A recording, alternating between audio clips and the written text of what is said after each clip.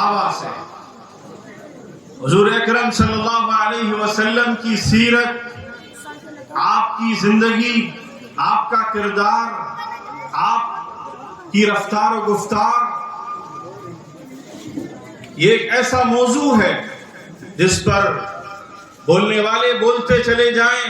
کہنے والے کہتے چلے جائیں، لکھنے والے لکھتے چلے جائیں،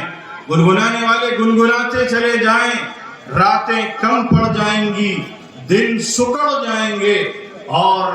ہفتوں کیا مہینوں کیا سالوں پر محیط اگر تسلسل کے ساتھ گفتگو کی جائے تو حضور اکرم صلی اللہ علیہ وسلم کی سیرت طیبہ کا حق ادا نہیں کیا جا سکتا۔ اس کو کسی نے کہنے والے نے کہا تھا، لا يمكن الثناء كما كان حقه بعد خدا بزرگ تو یہ قصہ مختصر کہ آپ کی تعریف و توصیف اور آپ کی مدح اور آپ کی ثنا یہ کسی کے بس کی بات نہیں ہے۔ تو اللہ رب العزت والجلال ہے جو اپنی کتاب پاک میں اپنے اس حبیب کا تذکرہ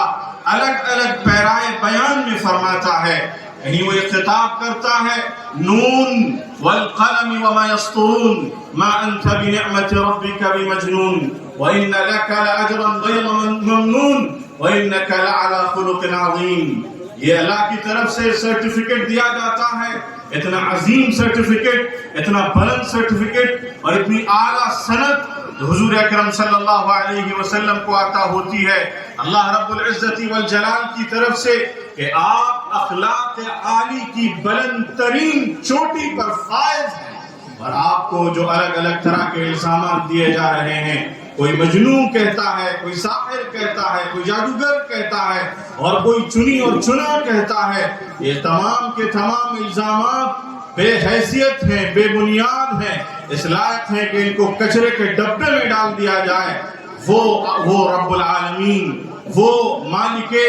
ارض و سما، وہ خالق ارض و سما جس نے اس دھرتی کو پیدا کیا، اس آکاش کو پیدا کیا، جس نے آسمان سے پانی برسایا، جس نے زمین سے غلہ اگایا، اس کے حکم سے یہ فضا قائم ہے، اور جس کے امر سے ہوائیں چلتی ہیں اور اپنے دوش اور کاندھوں پر بھاری بھاری بوجھ اٹھاتی ہیں، اور ان بھاری بوجھ کو لے کر کے مختلف علاقوں اور خطوں میں سفر کرتی ہیں۔ تو اللہ تعالیٰ یوں فرماتا ہے، وَالذَّارِيَاتِ ذَرْوًا فَالْحَامِلَاتِ وِقْرًا فَالْجَارِيَاتِ يُسْرًا فَالْمُقَسِّمَاتِ أَمْرًا۔ اللہ تعالیٰ ان ہواؤں کا تذکرہ کرتا ہے وہ اللہ کی طرف سے مأمور ہیں، اللہ کی طرف سے جن کو حکم عطا کیا گیا ہے، اور الگ الگ امور ان کے ذمے کیے گئے ہیں۔ میرے بزرگوں، اللہ رب العزت والجلال اس پوری کائنات کا رب ہے، اس کا مالک، اس کا خالق، اس کا پالنہار ہے، وہ رب العالمین ہے، وہ سارے جہانوں کا پیدا کرنے والا اور اس کو پالنے والا ہے۔ اللہ نے جب یہ پوری کائنات، یہ پورا سنسار بنایا، تو اس سنسار کو بنانے کے بعد اللہ نے جب ایک فیصلہ فرمایا کہ انسان کو پیدا کیا جائے، اور انسان کی تخلیق سے پہلے فرشتوں کی بارگاہ میں اللہ تعالیٰ نے یہ ذکر فرمایا کہ میں اس روئے زمین پر، دنیا کی تخلیق ہو چکی تھی، اللہ نے فرمایا کہ روئے زمین پر اپنا ایک وائسرائے، اپنا ایک نمائندہ، اپنا ایک خلیفہ، اپنا ایک ریپریزنٹیٹیو میں بھیجنا چاہتا ہوں تاکہ انسانوں کی آزمائش ہو، ان کی ابتلا ہو، ان کو جانچا جائے، ان کو پرکھا جائے۔ اگر امتحان نہیں ہوگا تو کیسے پتا چلے گا کہ کس نے محنت کی اور کس نے محنت نہیں کی؟ اگر امتحان نہیں ہوگا، ابتلا نہیں ہوگی، آزمائش نہیں ہوگی، تو یہ کیسے معلوم ہوگا کہ کھرا کون ہے، کھوٹا کون ہے، سچا کون ہے، جھوٹا کون ہے، فرما بردار کون ہے اور نافرمانی کرنے والا کون ہے؟ تو اللہ نے اس نظام کو برپا کرنے کے لیے اس دنیا کو بسایا۔ حضرت آدم کی تخلیق سے پہلے یوں فرمایا، وَإِذْ قَالَ رَبُّكَ لِلْمَلَائِكَةِ إِنِّي جَاعِلٌ فِي الْأَرْضِ خَلِيفَةً،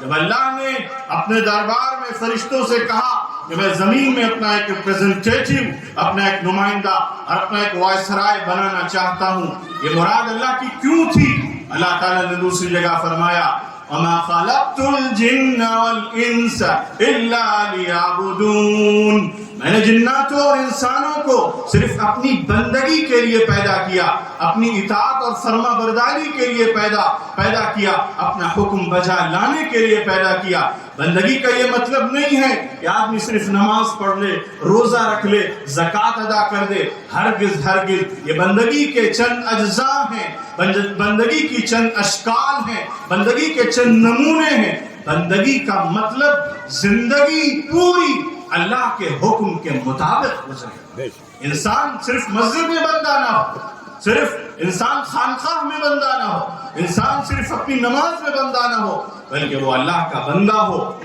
خلوت میں بھی، جلوت میں بھی، مسجد میں بھی، گھر میں بھی، سڑک پر بھی، دکان میں بھی، دوستوں کے ساتھ بھی، یاروں کے ساتھ بھی، گھر والوں کے ساتھ بھی، رشتہ داروں کے ساتھ بھی، جس کیفیت میں، جس حالت میں ہو، اس کو اس بات کا احساس ہو کہ وہ اللہ کا بندہ ہے،